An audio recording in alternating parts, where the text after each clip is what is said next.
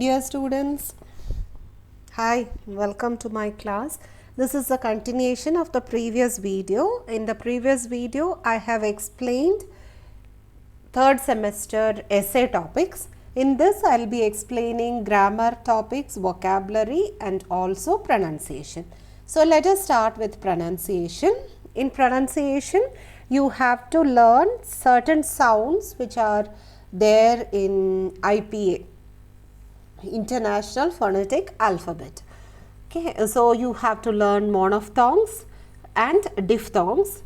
Along with that, you have to learn consonant sounds also. So in monophthongs, you have short vowel sounds and long vowel sounds. So in detail, I have explained pronunciation in another video. You can look at it if you want detailed explanation.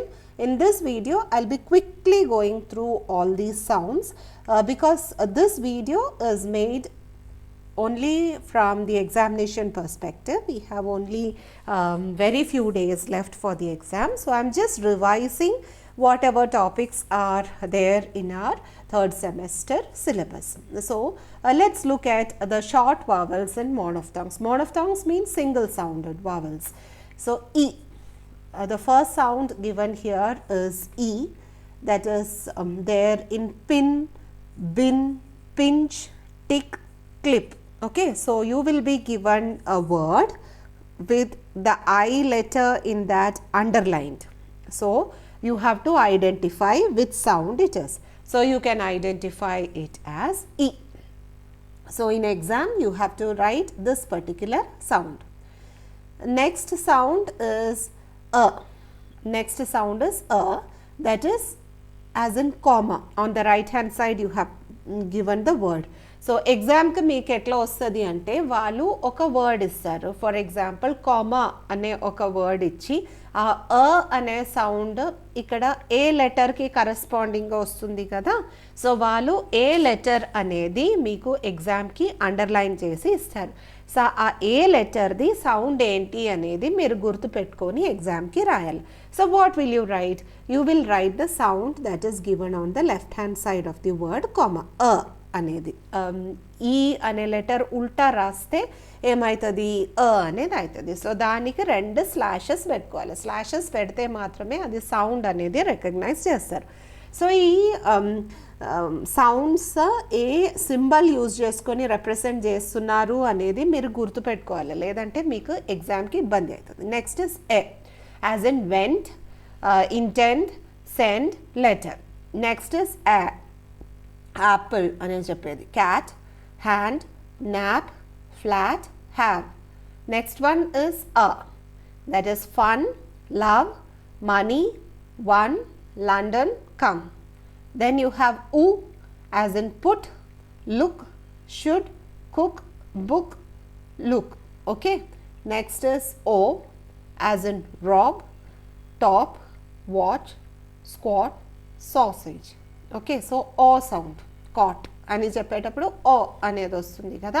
So letter ఏదైనా కావచ్చు కానీ సౌండే చూసుకోవాలి. Sound చూసుకొని దానికి corresponding అయినటువంటి symbol రాయాలి. So ఇప్పటి వరకు మనం షార్ట్ వవల్స్ అనేది డిస్కస్ చేసాము.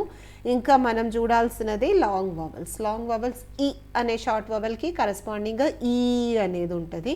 సో నీడ్ అని చెప్పేటప్పుడు, బీట్ అని చెప్పేటప్పుడు ఈ అనే సౌండ్ వస్తుంది. సో NEED అనేది కదా నీడ్. సో ఎగ్జామ్కి ఎట్లా వస్తుంది అంటే ఈ అనేది అండర్లైన్ చేస్తారు. అప్పుడు మీరేం రాయాలా? ఈ అనే సౌండ్ ఉంది కదా, సౌండ్ రాయాలి.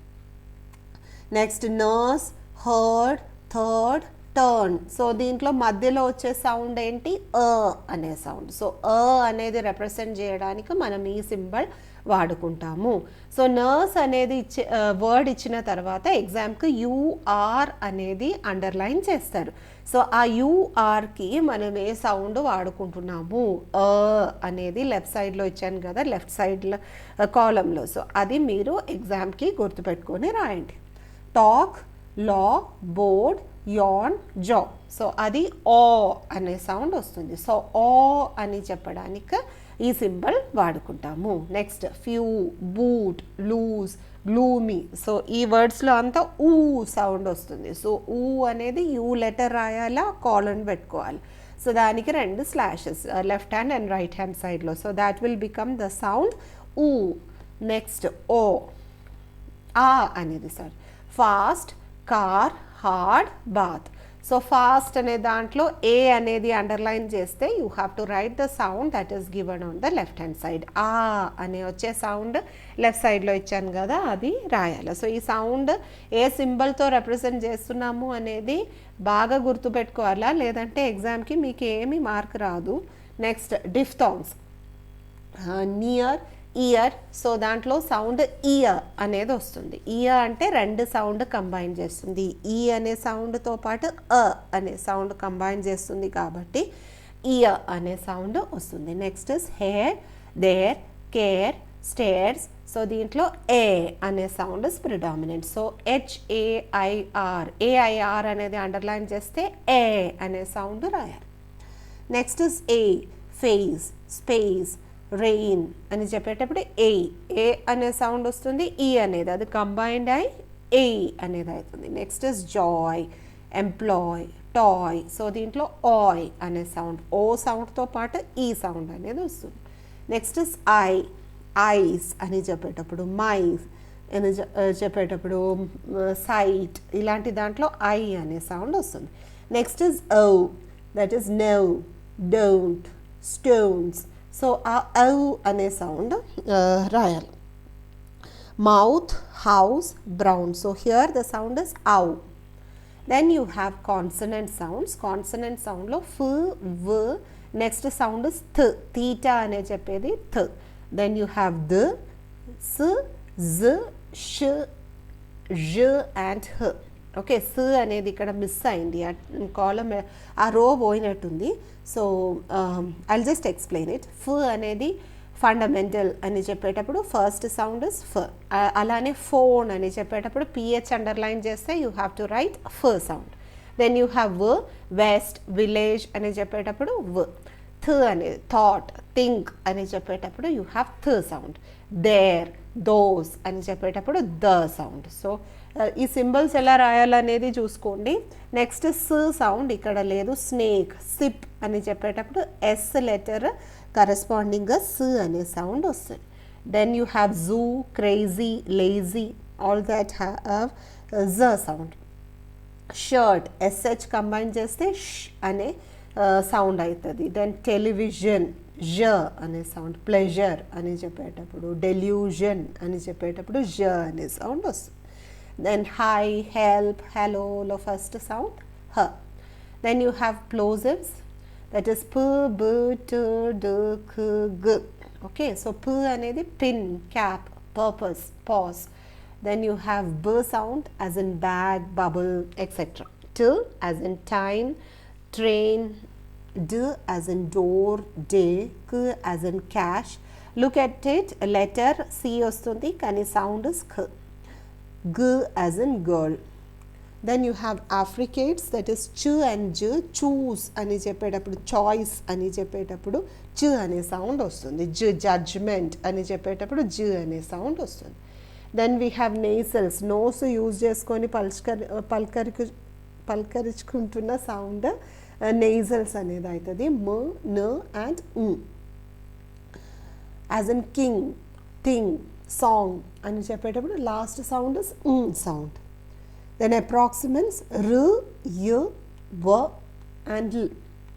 సో r అనే sound road, rose etcetera. y as in yellow, usual, university, yesterday and so on. w as in watch, wander, world etc. l as in law, leap, long, and the l sound with stress as in pill, chill. Now you have vocabulary. In vocabulary you have onomatopoeic words. The word which has a particular kind of sound, babble. Babble అనేది ఏంటి? Children babble, babies babble. Unintelligible sounds, la, a అనే చేస్తారు కదా babies. So those kinds of sounds are called babble. Next is bang. Bang is this kind of sound. You make a sudden loud noise on the door, on the desk and all. So that is bang. Then beep sound. Beep sound is the sound made by electronic equipments. Beep, beep, beep kind of sound. Then you have clap, clapping your hands. Clink is a ringing sound. The coins clinged inside the cloth bag. Clink, clink, cling and a sound. Then you have cluck. Cluck sound is made by hen. Cluck, cluck, cluck kind of sound. Then you have giggle. Giggle is laugh in a silly, light way. Kiki, kiki kind of laughter. That is giggle. Then you have gulp. Gulp is you drink water at a stretch. Okay, you are not stopping, but you are in that way you are drinking water. That is gulp. Then you have hush. To kids we say shh. That is hush. Then meow, you know. Then you have screech. Screech is a loud, harsh, piercing sound. I screeched when I saw a mouse near my leg. Key anedi chestam kada, that is screech. Sizzle is a hissing sound.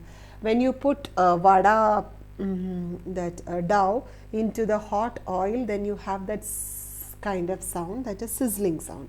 Slurp is a loud sucking sound. That kind of sound is slurp. Then you have squeak.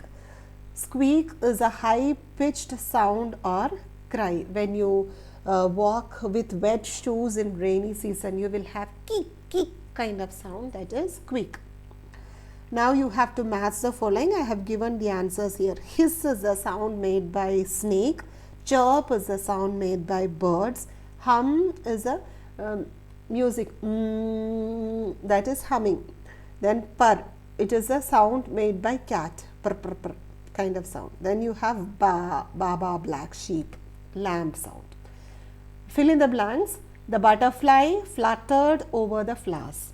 I could hear the ticking of the clock. The answers are in bold. A coconut fell from the tree, hitting the ground with a thud kind of sound.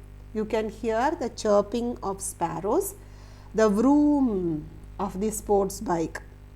The children splashed through the puddles. The tiger roared to scare the jackal away. She jingled the coins. Sitting in his garden, he listened to the buzzing of the bees. We heard the hooting of owls. Croaking is that of frogs. Now you have another exercise with onomatopic words. I have given the answers here. If you want to learn more about that, you can look at another video that I have done regarding onomatopic words. You can also take a screenshot of this and then write it in your notebook. Next is punctuation mark. So punctuation mark lo meeru capital letters chudala. You have to look at full stop, comma, exclamation mark, question mark, inverted comma, single quotation. So all these things you have to be mindful in punctuation mark. I have given the answers here. You have been learning punctuation mark from your school days, so it will not be a very difficult task for you. Just look at it, where I have used exclamation mark, where I have used question mark. At the end of a complete sentence, you have to put a full stop. So be careful about all these things. Then you have correct the sentences. In this also, I have given the answers here. So for abbreviations, you have to use all capitals. If you are mentioning USA, USA, all three letters should be in capital. UPSC, capital. Okay, where you have to put exclamation mark, where you have to put inverted comma. All these you have to be very careful. Then you have prepositional phrases. Prepositional phrases are phrases which begin with a preposition. For example, for some time. For some time ane dantlo for anedi preposition aitundi kabatti adoka prepositional phrase aitundi. Text book nunchi unna sentences ikkada ichchanu. She was traveling with her grandmother. So with anedi preposition kabatti akkada nunchi unna rest of the part of the sentence will become prepositional phrase. A cat lay under the table. So under anedi preposition, akkada nunchi unna part prepositional phrase. The boy entered the classroom. Dantlo preposition ledu. There was a crowd in front of the gate. So in front anedi preposition, and remaining part is phrase, prepositional phrase. Radhika works for a law firm. For a law firm అనేది prepositional phrase అవుతుంది. So I have underlined wherever prepositions are there, that particular phrase I have underlined. So look at the answers. Then you have cliche. Cliche are expressions which are repeatedly used and which have become very boring. For example, when you might have heard in most of the speeches, last but not the least. Most of the people use that expression and we have got bored hearing that expression in the end of a speech. That is called cliche. Leading the team is no bed of roses. So no bed of roses అనేది cliche అవుతుంది. Injustice makes my blood boil. My blood boil అనేది ఒక cliche. Mystery novels are not my cup of tea. So my cup of tea అనేది ఒక cliche. So ఇక్కడ cliche underline చేశాను, అదొకసారి చదవండి, మీకు ఈజీగా అర్థమైపోతుంది. Then you have subject verb agreement. So ఈ సబ్జెక్ట్ వర్బ్ అగ్రిమెంట్ అనేది కాన్కార్డ్, మీరు ఫస్ట్ సెమ్లో చదివిన దానిది కంటిన్యూషనే. సో సింగులర్ సబ్జెక్ట్ అయితే సింగులర్ వర్బ్ అనేది యూజ్ చేయాలా, ప్లూరల్ సబ్జెక్ట్ అయితే ప్లూరల్ వర్బ్ అనేది యూజ్ చేయాలా, పాస్ట్ టెన్స్ అయితే దానికి తగ్గినట్టు ఉన్న వర్బ్ యూజ్ చేయాలా, ఇదంతా మేము చూసుకోవాలి. ఆన్సర్స్ ఇక్కడ ఇచ్చాను. There are 3 crows on the tree branch. So ఇక్కడ సబ్జెక్ట్ ఏంటి, 3 crows అనేది సబ్జెక్ట్, ప్లూరల్ కాబట్టి ఏం యాడ్ చేస్తున్నా, ఆర్ అనేది రాస్తున్నాను. The boys were playing table tennis. Were playing అనేది ఎందుకు రాసాను, it is past continuous. So continuous అయితే మనం ఐఎన్జీ ఫామ్ యూజ్ చేస్తాము, పాస్ట్ టెన్స్లో అయితే వాస్ లేదంటే వేర్ అనేది యూజ్ చేస్తాము. ఇక్కడ సబ్జెక్ట్ ప్లూరల్, వేర్ అనేది యూజ్ చేయాలి, బాయ్స్ కాబట్టి వేర్ అనేది యూజ్ చేయాలి. Stephen dash the table, present perfect. So present పర్ఫెక్ట్లో has, have plus V3 form అనేది వస్తుంది. So Stephen has cleared. So మీకు టెన్సెస్ గురించి క్లియర్గా ఐడియా ఉంటే మాత్రమే ఇది రాయడానికి అవుతుంది. మీరు ఫస్ట్ సెమ్లో నేర్చుకున్న టెన్సెస్ ఒకసారి మళ్ళీ రివైజ్ చేసుకోండి, అట్లా అయితేనే మీకు సబ్జెక్ట్ వర్బ్ అగ్రిమెంట్ది ఆన్సర్స్ రాయడానికి అవుతుంది. The children in this school have yoga classes twice a week. So subject children అనేది అవుతుంది. చిల్డ్రన్ అనేది చైల్డ్ది ప్లూరల్ కాబట్టి హ్యావ్ అనేది వాడుకున్నాం. Both rice and curd is delicious. So ఇక్కడ రైస్ అండ్ కర్డ్ అనేది మనం కలిపి తింటాను కాబట్టి అది ఒక్కటే కన్సిడర్ చేస్తాను, అందుకే ఈజ్ అనేది వాడుకున్నాం. The rice and the curd which the restaurant serves is delicious. మళ్ళీ ఈజ్ అనేది రాశాను. రైస్ అండ్ కర్డ్ అది సెపరేట్ ఐటెం కాదు, ఇట్ ఈస్ మిక్స్డ్ కాబట్టి ఈజ్ అనేది సింగిల్ డిష్ అన్నట్టే కన్సిడర్ చేస్తాం. ₹20,000 a month is a good salary. So money గురించి చెప్పినప్పుడు ల్యాక్స్ అయినా క్రోర్ అయినా అది సింగులర్గానే కన్సిడర్ చేస్తాం, ఈజ్ అనేది రాస్తాను.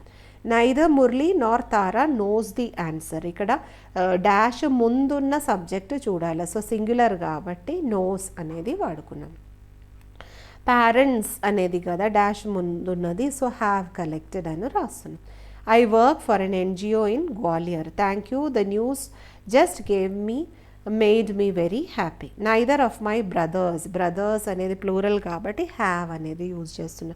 థర్డ్ ఇన్నింగ్స్ అనేది చెప్తున్నప్పుడు థర్డ్ అనేది చూసుకోవాలి కాబట్టి హ్యాస్ అనేది రాస్తున్నా.